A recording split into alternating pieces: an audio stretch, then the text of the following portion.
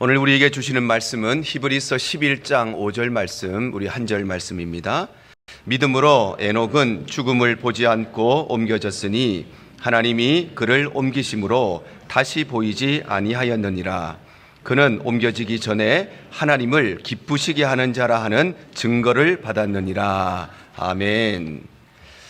오늘 7월의 셋째 주 예배 자리에 오신 우리 모든 성도님들 주님 이름으로 환영하고 축복합니다.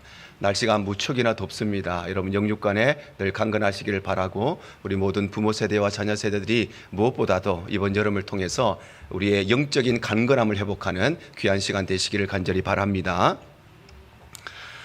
믿음장이라고 불리는 히브리서 11장의 말씀은 누구에게라도 보여줄 수 있는 분명한 믿음의 물증들, 분명한 믿음의 증거들을 가지고 있는 우리 믿음의 선배들에 대해서 기록하고 있는데, 가장 먼저는 자신의 첫 번째 것을 드리고 자신이 가진 가장 귀한 것, 가장 소중한 것을 드리고 자신의 소유물을 드릴 정도가 아니라 자신의 삶을 드리고 자신의 존재를 드렸던 아벨의 삶을 통해서 믿음이란 무엇인가? 믿음이란 하나님께 드리는 것이라고 말씀하십니다. 그리고 두 번째로 성경은 이 믿음에 대해서 설명하면서 바로 아벨을 이어서 에녹의 삶에 대해서 기록을 합니다. 오늘 본문이 이렇게 말씀하죠. 히브리서 11장 5절입니다. 믿음으로 에녹은 죽음을 보지 않고 옮겨졌으니 하나님이 그를 옮기심으로 다시 보이지 아니하였느니라. 그는 옮겨지기 전에 하나님을 기쁘시게 하는 자라 하는 증거를 받았느니라. 바로 에녹은 어떤 사람인가? 에녹은 죽음을 보지 않고 하늘로 옮겨진 사람인데, 왜냐하면 에녹은 하나님을 기쁘시게 하는 사람이었기 때문이었습니다. 그렇다면 중요한 것은 도대체 이 에녹은 어떤 삶을 살았길래 하나님을 기쁘시게 하는 사람이 되었는가? 그의 삶이 과연 어떠했길래 죽음을 보지 않고 천국으로 옮겨지는 은혜를 얻었는가? 창세기 5장은 그의 삶을 이렇게 기록하고 있습니다. 21절에서 24절 상반절입니다. 에녹은 65세에 무두셀라를 낳았고 무두셀라를 낳은 후 300년을 하나님과 동행하며 자녀들을 낳았으며 그는 365세를 살고 에녹이 하나님과 동행하였다 말씀합니다. 바로 성경은 에녹의 삶에 대해서 기록하면서 그의 삶을 딱 한 단어, 바로 하나님과 동행하였다고 기록하고 있는 것입니다. 이처럼 성경을 통해서 알 수 있는 이 에녹의 삶은 그다지 특별한 삶이 아니었습니다. 그저 평범한 삶을 살았습니다. 그래서 에녹은 아브라함처럼 자신의 하나밖에 없는 아들을 하나님께 번제로 바치는 대단한 헌신을 한 사람도 아니었고, 그렇다고 에녹은 모세와 같이 바다를 가른다든지 아니면 여호수아처럼 태양을 멈추게 하는 대단한 기적의 역사를 일으킨 사람도 아니었습니다. 뿐만 아니라 그는 다윗과 같이 대단한 업적을 남긴 사람도 아니었고, 또는 그는 바울이나 스데반처럼 복음을 위해서 순교한 사람도 아니었습니다. 그런데 이처럼 에녹이 평범한 삶을 살았는데 어떻게 성경은 이 에녹의 삶을 바라보면서 그가 하나님을 기쁘시게 하는 삶이 되었고, 그래서 그가 죽음을 보지 않고 하늘로 옮겨지는 삶을 살았는가? 바로 그 이유는 딱 한 가지, 그는 바로 하나님과 동행하는 사람이었기 때문입니다.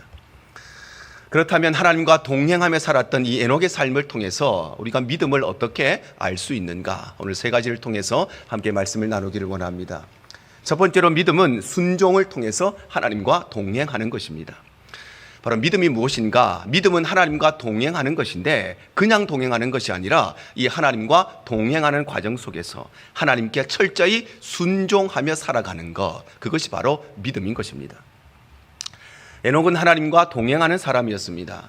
그런데 동행이라고 하는 것은 단순히 같은 길을 함께 걸어가고, 동행이라고 하는 것은 단순히 시간이나 공간을 공유하며 살아가는 것을 말하는 것이 아니라, 동행이라고 하는 것은 같은 마음을 품는 것, 그리고 같은 목적지를 향해서 서로의 다른 점을 서로 의지하면서 서로 맞추어 가는 것, 그것이 바로 동행의 의미입니다. 그래서 우리가 먼 길을 갈 때 기차를 타면 내 옆자리에 누군가가 앉는데 그 사람이 내 옆자리에 앉았다고 해서 우리는 그 사람을 동행이라고 생각하지는 않습니다. 왜냐하면 그 사람과 내가 같은 길을 가고 있지만, 그러나 그 사람과 내가 같은 마음을 품거나 같은 뜻을 품은 것은 아니기 때문에, 또한 그 사람과 내가 서로의 다른 것을 맞추어가는 그런 관계가 아니기 때문에 옆자리에 앉았다고 동행이라고 이야기하지는 않는 것입니다. 뿐만 아니라 아무리 가까운 부부 사이라 할지라도, 그래서 같은 집에서 살고 같은 방에서 자고 같은 이불을 덮고 산다 할지라도 남편과 아내 사이가 서로 다른 마음을 품고 있다면, 남편과 아내 사이가 서로 다른 뜻을 품고 있다면, 남편과 아내는 모든 것이 다른데 그런데 그것을 맞추어 가려는 의지가 없다면 그것은 참된 동행이 될 수가 없는 것입니다. 그래서 아모스 3장 3절이 이렇게 말씀하십니다. 두 사람이 뜻이 같지 않는데 어찌 동행하겠는가 말씀합니다. 바로 두 사람이 같이 길을 걸어간다 할지라도 두 사람이 뜻이 다르면, 마음이 다르면 그것은 진정한 동행이 될 수가 없다는 것입니다. 왜냐하면 진정한 동행이라고 하는 것은 같은 마음을 품고 같은 목적지를 향해서 서로의 다른 것을 맞추어 가는 것, 그것이 바로 동행의 의미이기 때문입니다. 그래서 아무리 같은 길을 걸어간다 할지라도 같은 마음을 품지 않으면, 서로 다른 마음을 품고 있고 서로 다른 곳을 향해 달려가고 서로의 다른 것을 인정하지 않고 맞추어 가려고 하는 의지가 없다면 그것은 행복한 동행이 아니라 그때부터 그 동행은 아주 불행한 고난의 행군이 되고 마는 것입니다. 그래서 동행이라고 하는 것은 단순히 나이가 같고 고향이 같다고 해서, 아니면은 같은 학교 나오고 같은 직장에 있다고 해서, 아니면 삶의 스타일이 같고 취미가 같고 관심사가 같다고 해서 그 사람과 동행할 수 있는 것이 아니라, 동행은 마음과 마음이 통해야만 진짜 동행을 할 수 있는 것입니다. 이와 마찬가지로 하나님과 동행한다는 것도 마찬가지입니다. 하나님과 동행한다는 것은 단순히 하나님과 같은 길을 함께 걸어가는 것만을 의미하지 않습니다. 하나님과 동행한다는 것은 단순히 시간과 공간을 공유하는 것만을 의미하지 않습니다. 하나님과 동행한다는 것은 하나님과 같은 길을 걸어가는 그 동행의 과정 속에서 하나님의 뜻에 나의 뜻을 맞추고 하나님의 말씀에 순종하며 살아갈 때 그것을 믿음이라고 할 수 있는 것입니다. 그래서 성경은 단순히 하나님과 함께 간다고 그것을 믿음이라고 말씀하시지 않습니다. 반드시 그 동행의 과정 속에는 하나님의 뜻에 나의 뜻을 내려놓고 그 뜻에 맞추어 살고 하나님의 말씀에 내 삶을 맞추어서 순종하며 살아갈 때만 그것을 믿음이라고 말씀하시는 것입니다. 그래서 오늘 성경에서 에녹이 하나님과 동행했다는 것은, 에녹은 하나님과 단순히 동행했다는 것이 아니라 그 동행의 과정에서 나의 뜻을 내려놓고 하나님의 뜻에 내 뜻을 맞추고 하나님의 말씀에 내 삶을 맞추고 그 말씀에 순종하며 살아갔다. 그것이 바로 에녹이 하나님과 동행했다는 말의 의미인 것입니다. 노아도 마찬가지였습니다. 창세기 6장 9절 하반절이 이렇게 기록합니다. 노아는 의인이요 당대의 완전한 자라. 그는 하나님과 동행하였다 말씀합니다. 바로 노아도 하나님과 동행했는데, 여기에서 노아가 하나님과 동행했다는 것 역시도 노아는 하나님과 단순히 같은 길을 함께 걸어갔다 그런 의미가 아니라 하나님과 같은 마음을 품고 하나님과 같은 목적을 향해서, 그리고 하나님의 뜻에 내 삶을 맞추면서 살았다는 것입니다. 그래서 그는 홍수 심판 앞에 방주를 준비하라고 하는 하나님의 말씀에 순종하여서, 그래서 120년에 걸친 그 긴 세월 동안 그 위대한 일을 감당할 수 있었던 것입니다. 예수님께서도 마찬가지입니다. 마태복음 26장 39절 하반절이 이렇게 말씀합니다. 내 아버지여, 만일 할만하시거든 이 잔을 내게서 지나가게 하옵소서. 그러나 나의 원대로 마시옵고 아버지의 원대로 하옵소서. 바로 예수님께서는 겟세마네 동산에서 기도하시면서 나의 뜻이 이루어지기를 기도한 것이 아니라 하나님의 뜻이, 아버지의 뜻이 이루어지기를 기도하셨다는 것입니다. 왜냐하면 믿음이라고 하는 것은 하나님의 뜻 앞에 내 뜻을 내려놓고 하나님의 뜻에 내 뜻을 맞추어 가고 하나님의 말씀에 순종하며 살아가는 것, 그리고 하나님과 동행하는 것이 바로 믿음이기 때문입니다. 이처럼 믿음이란 무엇인가? 믿음이란 하나님과 동행하는 것인데, 그냥 동행하는 것이 아니라 그 동행의 과정에서 반드시 하나님의 말씀에 순종하는 삶이 동반되어야만 그것이 믿음의 삶이 되는 것입니다. 그래서 예수님께서 이렇게 말씀하십니다. 마태복음 28장 19절 20절입니다. 그러므로 너희는 가서 모든 민족을 제자로 삼아 아버지와 아들과 성령의 이름으로 세례를 베풀고 내가 너희에게 분부한 모든 것을 가르쳐 지키게 하라. 볼지어다 내가 세상 끝날까지 너희와 항상 함께 있으리라 하시니라. 바로 예수님께서는 우리에게 복음의 사명을 주시면서 내가 너희와 영원토록 세상 끝날까지 함께 하시겠다. 즉 내가 너희와 동행하시겠다고 말씀하시는데, 왜냐하면 믿음의 삶은 바로 하나님과 동행하며 살아가는 것, 그리고 그 동행의 과정에서 하나님의 뜻을 이 땅 가운데 이루며 사는 것, 하나님의 뜻에 내 삶을 맞추어가며 사는 것, 그것이 바로 믿음의 삶이기 때문입니다. 그래서 오늘날에도 하나님으로부터 축복권을 위임받은 목사가 성도들을 향해서 이렇게 선포하는 것입니다. 고린도후서 13장 13절입니다. 주 예수 그리스도의 은혜와 하나님의 사랑과 성령의 교통하심이 너희 무리와 함께 있을지어다. 바로 축복권을 위임받은 목사는 성도들을 향해서 성삼위 하나님이 성도들의 삶에 함께 있을 것, 하나님의 은혜가 성도들의 삶과 동행할 것을 선포하는데, 왜냐하면 우리는 세상에서 믿음의 삶을 살아가야 되는데 그 믿음의 삶이 무엇인가? 믿음의 삶은 하나님과 동행하며 살아가는 것이기 때문입니다. 그래서 축복을 선포하는 것은 우리가 이 땅에 살아가면서 하나님과 동행하는 가운데 하나님의 뜻에 나의 뜻을 맞추어 가고 하나님의 말씀에 순종하며 살아가기를 축복하며 기도하는 것입니다. 그러므로 사랑하는 성도 여러분, 믿음이란 무엇인가? 믿음이란 하나님과 동행하되 그냥 동행하는 것이 아니라 그 동행의 걸음걸음마다 하나님의 뜻에 내 삶을 맞추어 가고 하나님의 말씀에 순종하며 살아가는 것이 바로 믿음이라고 하는 것이 꼭 기억하시기를 바랍니다. 그래서 우리의 삶이 하나님과 동행하되 하나님과 같은 마음을 품고 하나님과 같은 목적지를 향해서 하나님의 뜻에 내 뜻을 맞추어 가고 하나님의 말씀에 내 삶을 맞추어 순종하는, 오늘 성경이 말씀하시는 참된 믿음의 삶이 되시기를 바랍니다. 그래서 우리의 삶은 하나님을 만나고 하나님과 같은 길을 걸어간다고 해서 성경이 우리에게 진짜 믿음이라고 말씀하시는 것이 아니라, 진짜 믿음의 삶은 하나님과 동행하는 과정 가운데 반드시 하나님께 순종하는 삶이 동반되어야만 그 믿음이 믿음 될 수 있는 것입니다. 두 번째로 믿음이라고 하는 것은 경건을 통해서 하나님과 동행하는 것입니다. 바로 믿음이 무엇인가? 믿음은 하나님과 동행하는 것인데 그 동행의 과정 속에서 거룩하고 경건하게 살아가는 것, 그것이 바로 믿음인 것입니다. 성경은 에녹의 삶을 이렇게 기록하고 있습니다. 유다서 1장 14절과 15절입니다. 아담의 7대손 에녹이 이 사람들에 대하여도 예언하여 이르되 보라, 주께서 그 수만의 거룩한 자와 함께 임하셨나니 이는 무사람을 심판하사 모든 경건하지 않은 자가 경건하지 않게 행한 모든 경건하지 않은 일과 또 경건하지 않은 죄인들이 주를 거슬러 한 모든 완악한 말로 말미암아 그들을 정죄하려 하려 하심이라. 바로 성경은 에녹의 삶을 거룩이라는 말과 경건이라는 말로 요약하고 있는 것입니다. 거룩이라고 하는 것은 구별되었다는 것을 의미합니다. 바로 거룩하다고 하는 것은 단순히 깨끗하다, 청결하다 그런 의미가 아니라 깨끗하고 청결한 것을 넘어서서 거룩하다는 것은 다른 것과 구별되었다는 것이 바로 거룩의 의미입니다. 그래서 주일날이 거룩한 날이라고 하는 것은 주일날, 일요일 자체가 거룩하다는 것이 아니라 주일날은 다른 날과 구별된 날이라는 것입니다. 우리 성도들이 거룩한 백성이라고 하는 것은 우리의 삶이 그렇게 거룩하고 경건해서 우리가 거룩한 백성이 아니라 우리는 세상 사람들과 구별된 사람들이라는 것입니다. 교회가 거룩한 공동체라는 것은 교회는 아무런 문제가 없고 늘 평안하고 늘 기쁨이 있고 늘 사랑이 넘쳐서, 그래서 교회가 거룩한 공동체가 아니라 부족하고 연약하지만 교회는 세상과 구별된 공동체이기 때문에 그래서 교회는 거룩한 공동체인 것입니다.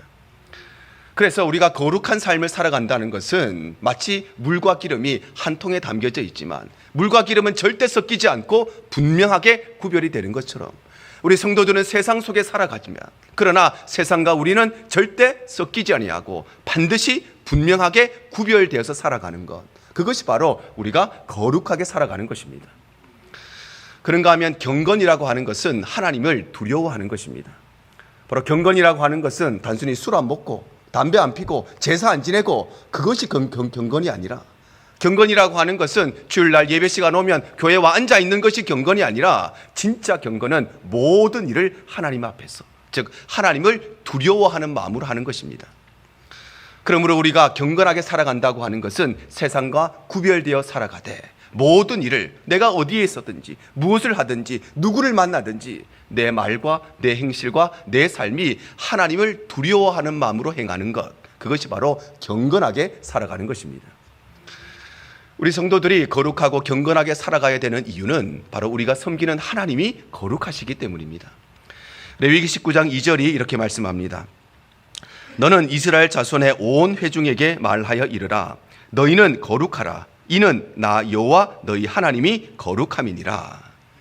바로 하나님께서 거룩하신 분이시기 때문에, 그래서 우리가 만약 거룩하지 않고 우리가 만약 경건하지 않다면 우리는 거룩하신 하나님과 동행할 수가 없기 때문에, 그래서 우리는 그 하나님과 동행하며 살아가기 위해서 거룩하고 경건한 백성이 되어야 되는 것입니다.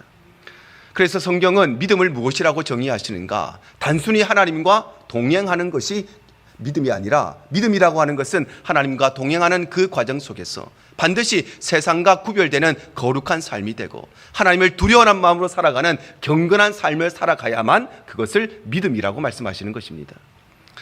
그래서 에녹이 하나님과 동행하는 삶을 살았다고 하는 것은, 에녹은 자신의 삶을 하나님께 맞추어 살고 하나님께 순종하며 살았을 뿐만 아니라 에녹의 삶은 바로 경건을 통해서 세상과 구별되는 삶을 살았다는 것입니다. 에녹이 살았던 시대는 참으로 죄악이 관영하던 시대였습니다. 최초의 사람이었던 아담과 하와가 3명의 자녀를 낳습니다. 첫째가 가인이었고, 둘째가 아벨이었고, 셋째가 셋이었습니다. 그런데 둘째였던 아벨은 형님이었던 가인에 의해서 죽게 되죠. 그래서 인류의 역사는 가인의 후손들과 그리고 셋의 후손들을 통해서 이루어지게 됩니다. 그런데 가인의 6대 손이 라멕이라고 하는 사람이고, 이 셋의 6대 손이 오늘 성경에 나오는 에녹입니다. 그러니 라멕과 에녹은 동시대에 같은 시대에 살았던 사람인데, 이 라멕에 대해서 성경이 어떻게 기록하고 있느냐, 이렇게 기록합니다. 창세기 4장 19절입니다. 라멕이 2 아내를 맞이하였으니 하나의 이름은 아다요 하나의 이름은 실라였더라. 바로 라멕은 어떤 사람이었는가? 라멕은 인류 역사상 최초로 2명의 아내를 취했던 사람. 그래서 하나님께서 만드신 신성한 결혼 제도를 파괴시킨 사람. 하나님께서는 한 남자와 한 여자가 가정을 이루게 하셨는데, 이 라멕은 2명의 아내를 취함으로써 하나님이 만드신 거룩한 결혼 제도를 파괴시켰던 사람이 바로 이 라멕이었습니다.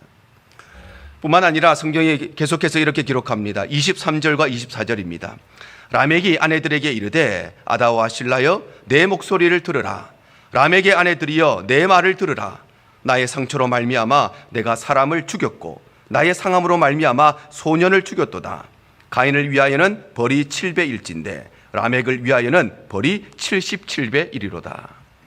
바로 라멕은 사람을 죽이는 살인죄를 저지르고, 그것도 모자라서 그것을 아주 자랑스럽게 떠벌리고 다니고, 나아가서는 자신의 삶, 자신의 죄악을 스스로 정당화함으로써 하나님께서 하나님의 형상을 따라 만드신 고귀한 생명을 파멸시키고 그 고귀한 인간의 존엄성을 무너뜨린 것이 바로 이 라멕이라고 하는 사람이었습니다. 이와 같이 라멕이 살아가던 시대, 바로 이 에녹이 살아가던 시대는 범죄들이, 그리고 음란이, 그리고 살인과 폭력이 난무하던 죄악의 시대였습니다. 그런데 그럼에도 불구하고 이 에녹이 하나님과 동행했다는 것은 단순히 하나님을 믿었다, 구원받았다, 그런 의미가 아니라 이 에녹은 하나님과 동행하며 살되 그 동행의 과정에서 세상과는 구별된 삶을 살고, 세상은 음란과 죄악과 범죄들이 난무하지만 이 에녹은 이 세상과 구별되어서 하나님 앞에서 모든 일들을 하나님을 두려운 마음으로 살아가는 거룩하고 경건한 사람이었다는 것입니다.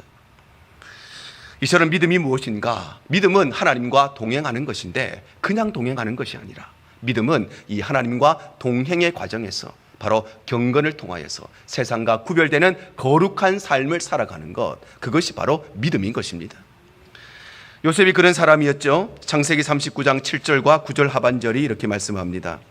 그 후에 그의 주인의 아내가 요셉에게 눈짓하다가 동침하기를 청하니 요셉이 거절하며 내가 어찌 이 큰 악을 행하여 하나님께 죄를 지으리까.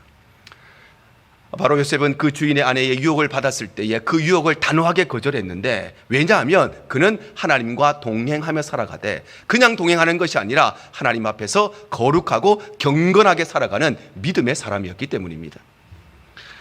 다니엘도 마찬가지입니다. 다니엘 1장 8절입니다. 다니엘은 뜻을 정하여 왕의 음식과 그가 마시는 포도주로 자기를 더럽히지 아니하리라 하고 자기를 더럽히지 아니하도록 환관장에게 구하였다 말씀합니다. 바로 그는 왕이 내린 음식들, 왕의 진미를 단호히 거절하였는데 그 이유는 다름 아니라 세상은 음란과 폭력과 죄악에 관영한 시대였지만 다니엘은 그 세상과 구별되어서 하나님과 동행하며 살아가되 그냥 동행하는 것이 아니라 하나님 앞에서 언제나 거룩하고 경건하게 살아갔던 믿음의 사람이었기 때문입니다. 그래서 성경은 우리에게도 이렇게 말씀하십니다. 고린도후서 6장 14절에서 16절 상반절입니다. 너희는 믿지 않는 자와 멍에를 함께 매지 말라. 의와 불법이 어찌 함께하며 빛과 어둠이 어찌 사귀며 그리스도와 벨리알이 어찌 조화되며 믿는 자와 믿지 않는 자가 어찌 상관하며 하나님의 성전과 우상이 어찌 일치가 되리요. 바로 우리 성도들과 세상은 결코 일치될 수 없고, 우리 성도들과 세상은 결코 조화될 수 없고, 결코 함께할 수 없고, 결코 하나가 될 수 없다고 말씀하시는 것입니다. 그러므로 사랑하는 성도 여러분, 믿음이 무엇인가? 믿음은 하나님과 동행하는 것인데, 그 동행의 과정에서 반드시 세상과 구별되는 거룩하고 경건하게 살아가는 것, 그것이 바로 믿음이라는 사실을 꼭 기억하시길 바랍니다. 그래서 우리의 삶이 세상과 구별되어서 우리가 어디에 있든지, 무슨 일을 하든지, 누구를 만나든지, 무슨 말을 하든지, 무슨 행동을 하든지 우리의 모든 것이 하나님을 두려워하는 마음으로 행하는 거룩하고 경건한 삶이 되시기를 바랍니다. 이것이 바로 오늘 성경이 우리에게 말씀하시고 우리의 삶 가운데 요구하시는 하나님과 동행하는 믿음인 것입니다. 세 번째로, 믿음은 증언을 통해서 하나님과 동행하는 것입니다. 그럼 믿음이 무엇인가? 믿음은 하나님과 동행하는 것인데, 그 동행의 과정에서 세상을 향해서 하나님의 말씀, 하나님의 살아계심을 증언하면서 살아가는 것, 그것이 바로 믿음인 것입니다. 에녹은 하나님과 동행하는 삶을 살았는데, 그가 언제부터 하나님과 동행했는지 성경은 이렇게 기록하고 있습니다. 창세기 5장 21절에서 23절 말씀입니다. 에녹은 65세에 무두셀라를 낳았고, 무두셀라를 낳은 후 300년을 하나님과 동행하며 자녀들을 낳았으며 그는 365세를 살았더라. 바로 에녹은 365년을 살았는데, 근데 에녹은 아주 어릴 때부터 하나님과 동행한 것은 아니고, 젊을 때부터, 청소년 시절부터 하나님과 동행한 것이 아니고, 그가 65세에 무두셀라라고 하는 아들을 낳으면서부터 하나님과 동행했다는 것입니다. 그렇다면 이때 과연 무슨 일이 있었길래 그가 하나님과 동행하는 삶을 살기 시작했는가? 성경에 나오는 이름들은 단순히 사람을 호칭하거나 사람을 부르기 위한 용도뿐만 아니라 그 이름 속에는 하나님의 계시적인 메시지가 담겨져 있습니다. 그래서 하나님께서는 아브라함의 이름을 아브라함으로 바꾸어 주시죠. 창세기 17장 4절과 5절입니다. 내가 너와 내 언약을 세우니 너는 열국의 아비가 될지라. 이제 후로는 내 이름을 아브람이라 하지 아니하고 아브라함이라 하리니 이는 내가 너를 여러 민족의 아버지가 되게 함이니라. 바로 하나님께서는 아브라함의 이름을 아브라함, 즉 열국의 아비라는 이름을 가진 이름으로 바꾸어 주셨는데, 이것은 다름 아니라 그로 하여금 많은 민족을 이루게 하시겠다는 하나님의 계시적인 메시지, 예언적인 메시지가 이름 속에 담겨져 있는 것입니다. 야곱도 마찬가지입니다. 창세기 32장 28절 상반절입니다. 그가 이르되 내 이름을 다시는 야곱이라 부를 것이 아니요 이스라엘이라 부를 것이라. 하나님께서는 속이는 사람, 빼앗는 사람, 이런 의미를 가진 야곱의 이름을 이스라엘로 바꾸어 주셨는데, 이름을 바꾸어 주셨다는 것은 바로 그로 통하여서 이스라엘 민족의 조상이 되게 하겠다는 하나님의 예언적인 메시지가 그 이름 속에 담겨져 있는 것입니다. 그렇다면 이 무두셀라라고 하는 이름의 그 뜻이 무엇인가? 무두셀라라고 하는 뜻은 창을 던진다 또는 심판을 행한다, 이런 의미를 가지고 있습니다.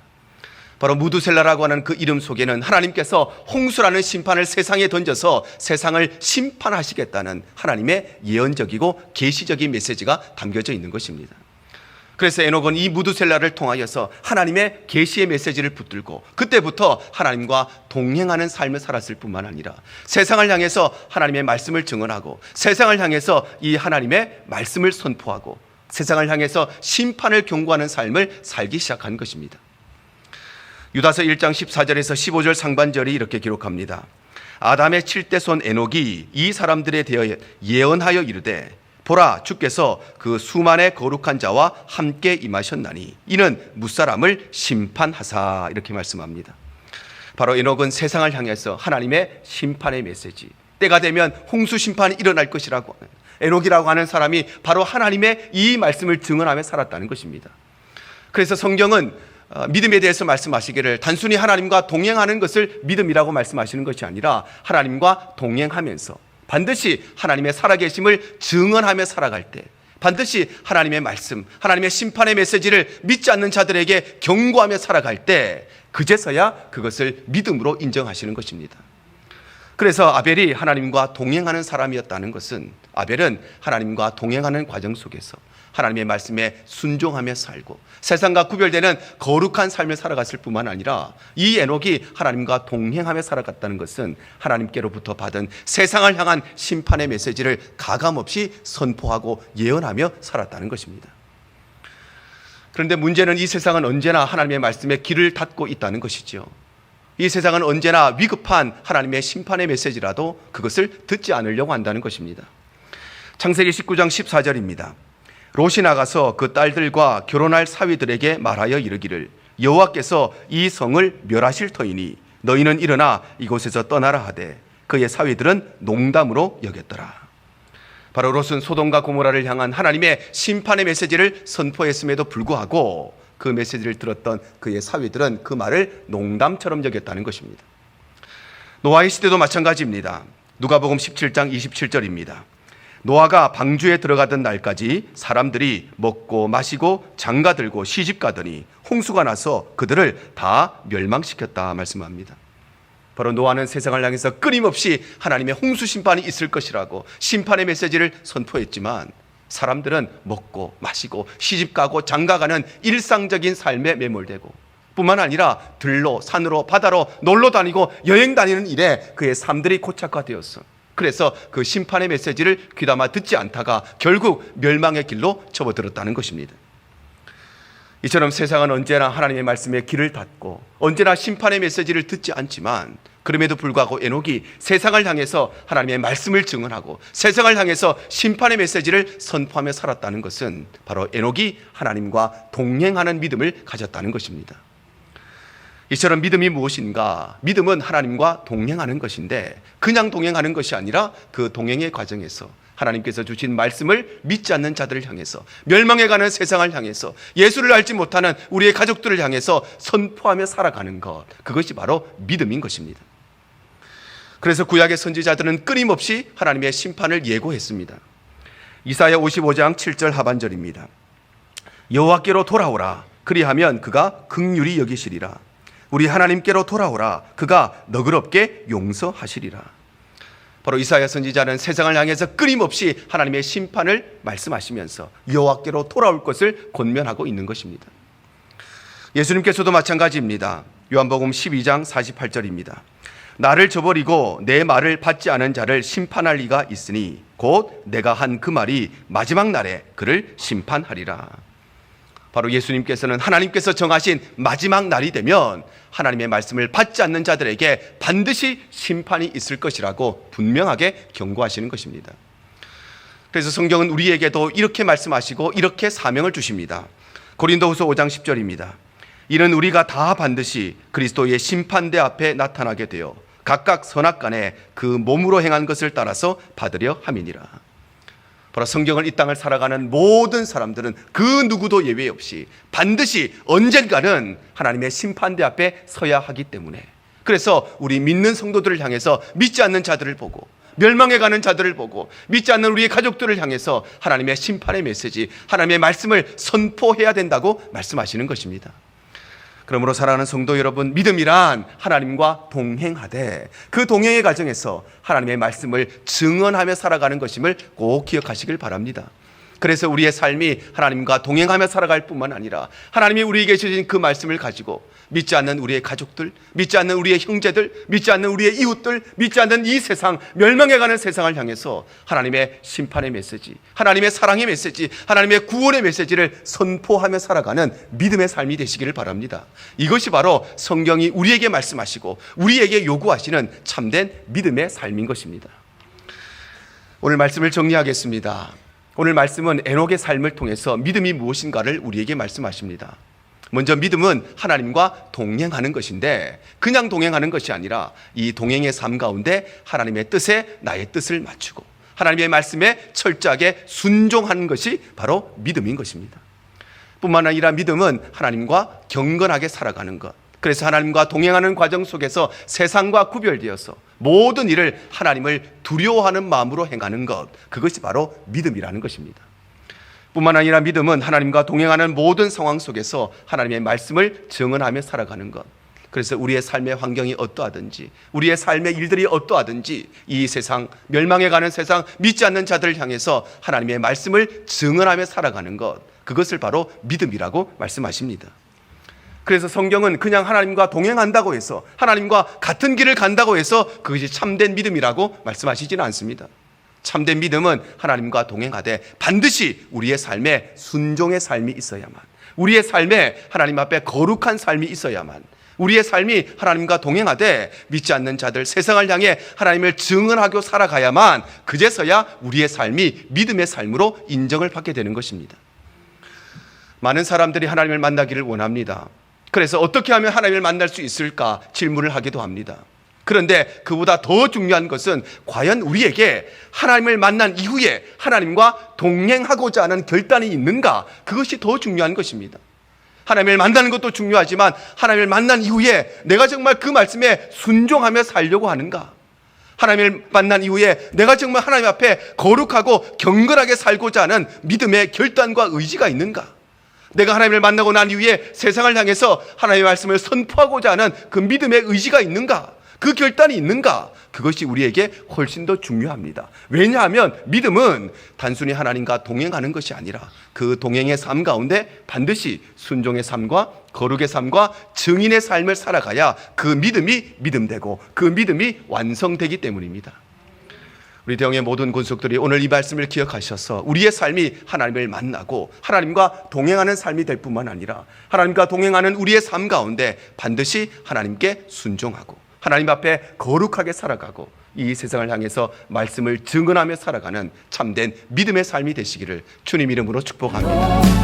가장 좋은 길로 날 인도하시네.